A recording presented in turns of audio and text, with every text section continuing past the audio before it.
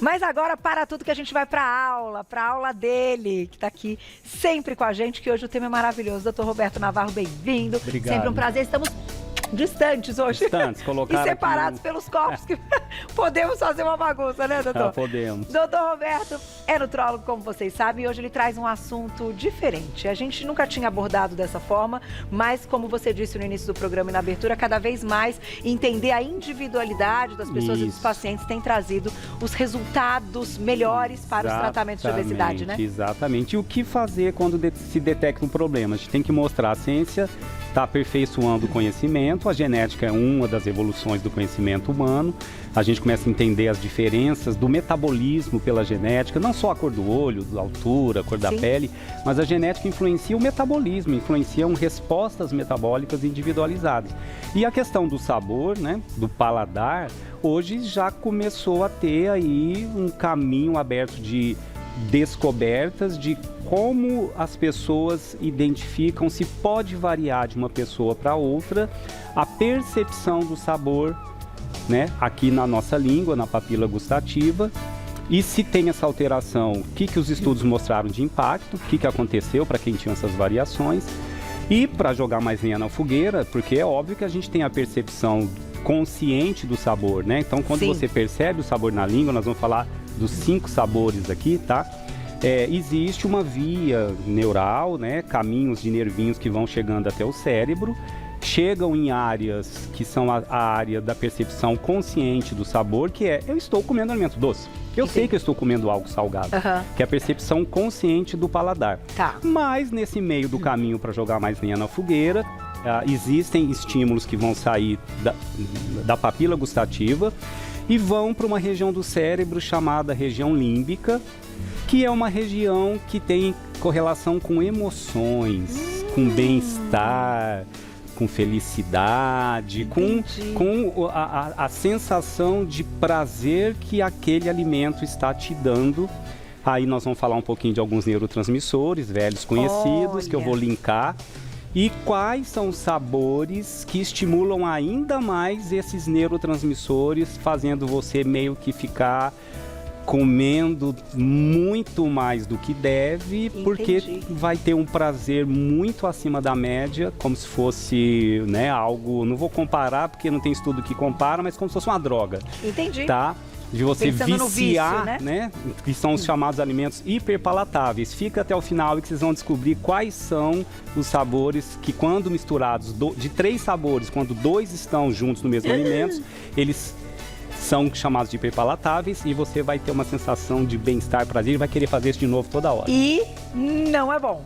Não é bom. A gente vai deixar para o final quais são esses alimentos. Vamos começar então mostrando para o público na nossa super língua aqui maravilhosa. Trouxe um aqui, né? Pra gente entender, né? A gente percebe as papilas gustativas do sabor estão espalhadas aqui na língua, tá? Em regiões diferentes. Daqui, essa parte, a parte aqui, ó, a pontinha da língua, é a parte, né, Posso anterior. Colocar já? Pode, que a gente percebe o sabor. É o doce, né? Doce. Ah lá. Na aqui, pontinha da língua a gente percebe as papilas gustativas do sabor doce estão aqui. Depois a gente tem aqui, já do ladinho, na parte lateral da língua, 2 regiões que percebem o sabor. Quer colocar? Salgado. Põe de um lado, eu ponho do outro aqui. Doutor. O sabor salgado. Então já estamos falando do segundo sabor. A região central da língua, a gente percebe... Não vou deixar isso para o último, porque é chamado de 5º sabor, que as pessoas não sabem que existem, tá? Vamos falar da região posterior da língua, lá atrasinho, que é a região que percebe o sabor amargo. Ela é grande, né? Quem está em casa aí já falou doce, salgado, amargo, tá faltando ainda 2, tá? Um é o azedo. Que a gente percebe na lateral da língua. O limão, né? O vinagre, a gente percebe o azedo e o ácido em regiões parecidas. O amargo que está lá no brócolis, né? Aquele amargo que está às vezes no vinho, né? Que tem aquele chá um chá de boldo. O chá bem amargo, né? O salgado está aí no salzinho que todo mundo adora jogar, né, nos alimentos. E o doce é o açúcar que está aí, né? E não só o sabor doce é percebido pelo açúcar. Nós vamos chegar lá em alimentos que você percebe o doce sem ser através do açúcar. Entendi. Né? Sem ser o açúcar adicionado, que é aquilo que a gente começou no século XXI a se esbaldar. E temos aqui o 5º sabor, que é chamado, bem no centro, ó. No centro da língua, chamado de umami. Que é o sabor que eles chamam de 5º sabor e é uma sensação de prazer muito grande que esse sabor dá. geralmente está no shoyu, está no cogumelo, está no tomate também, que é o sabor umami. O que os estudos mostraram nesse momento, em termos de genética? Existem variações genéticas na percepção do sabor umami, no sabor doce e no sabor amargo. O que alguns estudos mostraram, Carol? Alterações na papila gustativa para o sabor doce e para o sabor umami foram avaliados em crianças e se viu que quem tem polimorfismo para perceber o sabor doce e o amargo, o umami, eles caminham juntos, tiveram uma preferência maior por alimentos doces, principalmente até os 8 anos de idade. Mas olha que dado alarmante, que aí você que está em casa, que é mamãe de criança pequena, que é de pequeno que a gente consegue educar. É verdade. Esse estudo mostrou que essas alterações para o sabor doce e umami, em crianças de 1 ano, não alterou o peso da criança e crianças de 3 a 4 anos não tiveram alteração do peso. Porque é uma fase que a mamãe controla e oferece os alimentos. Nas crianças da faixa etária de 7 a 8 anos de idade, que tem mais liberdade, que estão na cantina da escola, que a mamãe não está do lado, nesse grupo, alterações de polimorfismos para o doce e para o umami levaram ao aumento do peso. Uau. Então, esse estudo já alertou. Gente, vamos ficar de olho nas crianças? E, doutor Roberto, a percepção, então, desse grupo, ela é diferente nesse sentido, ela é mais acentuada, a pessoa sente mais o doce? É isso que eu vou explicar que as pessoas confundem, Carol. Adorei essa pergunta, você vai linkar com o que eu ia explicar. Tá? E outros estudos foram feitos em adultos também, principalmente para o sabor amargo e para o sabor umami e o doce. Quando você tem percepção exagerada, você percebe muito fácil, são divididos em 3 grupos. Essas variações genéticas, os super degustadores, que são aqueles que têm uma percepção apurada de relar no doce e no amargo, ou até no umami, percebem demais. Você fala, então vão comer mais. Não, eles acham enjoativo. Essa percepção exagerada faz a pessoa um repúdio porque incomoda pelo excesso do sabor. O excesso do amargo, o excesso do doce, o excesso do umami. Nesse grupo se viu que eles tinham uma variabilidade alimentar baixa. Eles eram muito seletivos. Então eram pessoas que não influenciavam tanto no peso, mas na quantidade de nutrientes que eles ingeriam. Eles selecionavam poucos alimentos que eles toleravam. Então a variabilidade alimentar ficou comprometida. Nos 2 outros grupos, de degustador e não degustador, não existe uma percepção exagerada. A percepção é normal. Só que por não ser muito enjoativo, esses grupos procuravam alimentos mais variados e comiam uma quantidade maior.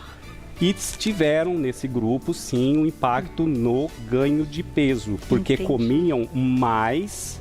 Tinham algumas preferências específicas, por exemplo, das bebidas alcoólicas preferiam a cerveja, depois o vinho, por último o destilado.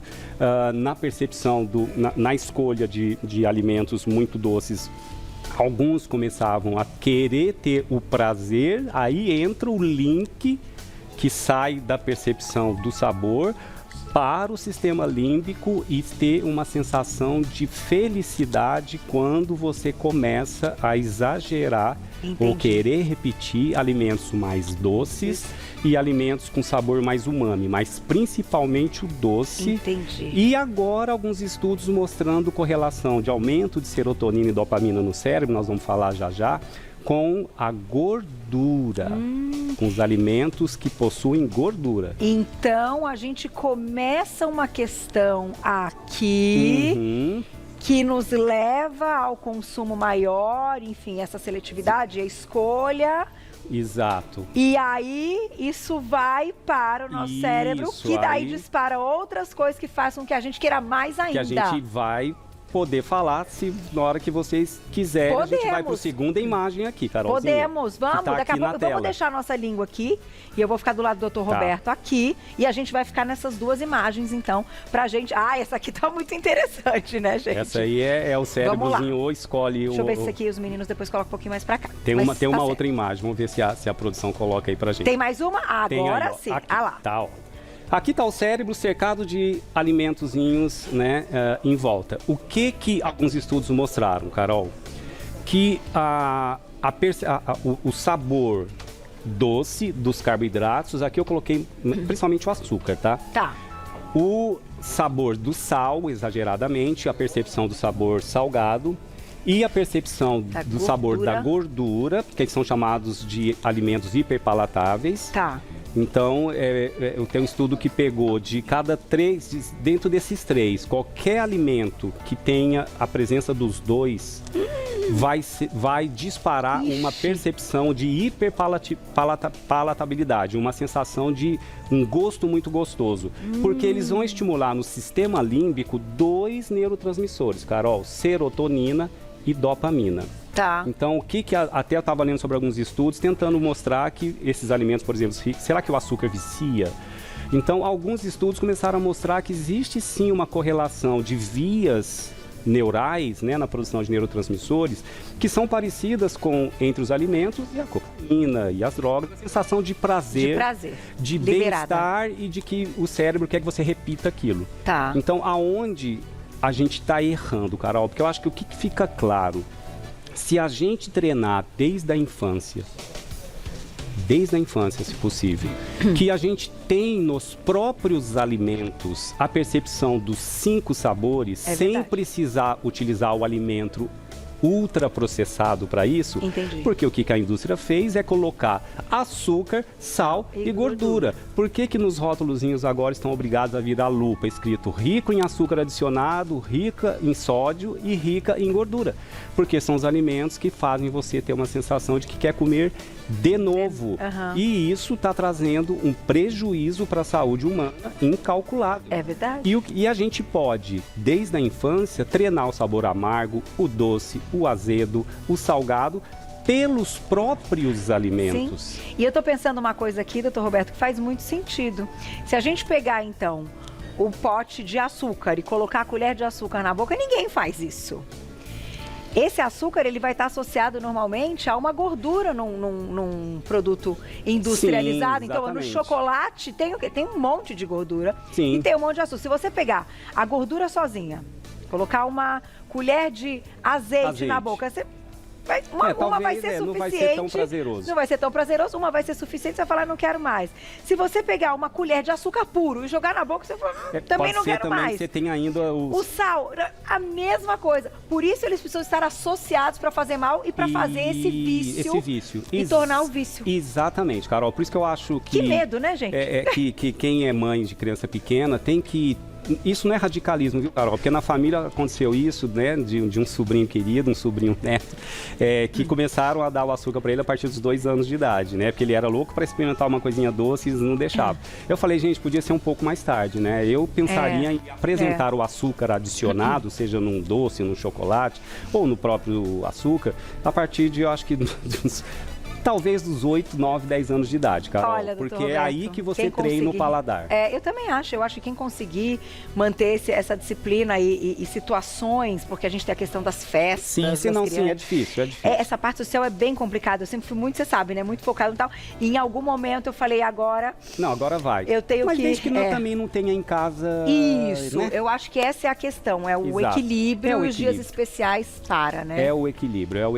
E esses exames de genética que a gente já tem lançado mão agora em consultório, dá pra gente uma intervenção mais específica, né? Eu tenho um caso de uma mãe que levou o filho e a gente fez o perfil genético, ele tem essas variações no gene, que a tendência é dele ter pouca variabilidade alimentar, ser muito, escolher meia dúzia de alimentos e ficar só com eles. Então, já desde a infância, a gente começa a falar, não, vamos oferecer variações, né? Eu quero que ele perceba o doce, dá uma uva docinha, dá uma tâmara, né? Dá uma banana madura, desde que não seja em quantidade exagerada. A gente não está falando, a gente está falando de alimento. Alimento eu acho que é tranquilo, né? É mais palatável do que essa soma que você colocou. Soma é igual o leite, o leite condensado, quando você pensa, o leite condensado, ele é gordura e açúcar. Gordura pura e açúcar puro misturado ali, industrializado, que é o que dá um super prazer. Dá uma sensação. Não dá pra falar que a tâmara é mais gostosa. Não vai ser. Não. Ainda que quem não gosta de uma, gosta mais outro, mas falando de palatabilidade. De estimular serotonina e dopamina, então, são os que mais ganham. Então, é a associação dos dois. É a associação dos dois. Então, a gente tem como exemplo o leite condensado, todos os chocolates. Agora vamos pensar num salgado. O hambúrguer. O sal com a gordura. Exatamente. Ô, gente, sal com a gordura, quando é que ele é... E aí, pra você deixar só a gordura e não colocar sal nesse hambúrguer, ele não vai ficar gostoso. Vai ser a mesma coisa. É a combinação. Olha que interessante, É a combinação, doutor. é a combinação. Então, eu acho que a gente já tinha a ideia de que isso ocorria, mas hoje a ciência está provando através de estudos. E dá né? para descobrir com o exame genético. Sim, o exame genético, os polimorfismos são avaliados hoje em exames específicos, né? Dosar serotonina e dopamina no cérebro não é corriqueiro, mas a gente sabe que, né, o alimento tem essa correlação. E só uma curiosidade, Carol, sabe por que quando você faz uma dieta pobre em carboidratos, você quer fazer uma cetogênica, sei lá, uma dieta proteína, no começo você fica mal-humorado? Né? Porque quando você come, quando você fica com muita proteína e muita gordura, a proteína ela tem vários aminoácidos que compõem as proteínas, que são pecinhas que formam as proteínas. E a produção da serotonina, que é o neurotransmissor do prazer, do humor, do bem-estar, ele depende de um aminoácido chamado triptofano, que está na proteína. Tá, então se eu como proteína eu tenho triptofano, tá? Mas ou só proteína tem mais aminoácidos para serem absorvidos pelo cérebro, para chegar no cérebro, que vão concorrer com triptofano. Então, quando você tira carboidrato, a produção de serotonina, por menos disponibilidade de triptofano, te deixa de mau humor, te deixa irritado e você tende até a desistir porque não consegue ficar sem um pouquinho do carboidrato. Porque a gente não precisa tirar o carboidrato, mas comer os adequados. Em quantidades corretas. Tá certo. E tem perguntinha do público pro doutor Roberto. Acho que a gente volta pra linguinha aqui, né, Juju? Quer voltar pra cá, doutor? Bora. Perguntinha do público, quem escreveu pra gente? Vanessa, obrigada, um beijo. Fiz uma cirurgia ortognática há mais de 30 anos e perdi a sensibilidade na metade da língua e mais algumas partes da boca. Isso afeta a percepção dos sabores? Olha que relato, doutor Roberto. Sim, aliás, é uma pergunta excelente, viu? Muito legal, Vanessa, até porque, por exemplo, cirurgias que traumatizam partes da língua, a percepção do sabor vai diminuir. Pacientes que estão em tratamento com radioterapia em região da língua por câncer de boca, vai inflamar a papila gustativa, eles vão perder peso até porque não conseguem sentir até o prazer e o sabor dos alimentos. Com o envelhecimento, as papilas gustativas envelhecem, o idoso começa a ter uma percepção menor de alguns sabores por não ter uma ingesta adequada de zinco. Olha. Um dos minerais mais importantes para a saúde dos receptores de sabor da língua é o zinco. E o zinco está muito na proteína. E o paciente idoso às vezes come pouca proteína porque não digere bem, não absorve bem. E começa a ter sensação de paladar ruim e acaba comprometendo a nutrição. Então pode comprometer Alguns medicamentos também podem dar aquela boca amarga que a gente fala, né? Coisas assim. Lembro de um tratamento até engraçado que não vingou porque era absurdo nos Estados Unidos, que a proposta, para emagrecer, era colocar uma tela costurada na língua. Para não sentir o sabor dos alimentos. E não... Maluco, né? Maluco. Isso não vale. Não vale, mas é interessante, né? Faz todo sentido quando a gente faz essa conexão. Então começa por esse primeiro prazer, mas depois ele vai acionar outros. E aí, né? São vias que vão se somando, né? Tem mais perguntinha, olha lá. Obrigada, Maria Luísa, um beijo. De um tempo pra cá, não estou percebendo sabores. Ando salgando ou adoçando muitos alimentos. Pode ser hormonal? Tenho 66 anos. Olha, eu acho que pela faixa etária, existe também, por exemplo, pessoas que gostam de... que desgasta, que envelhece a papila gustativa? Alimentos sempre muito quentes.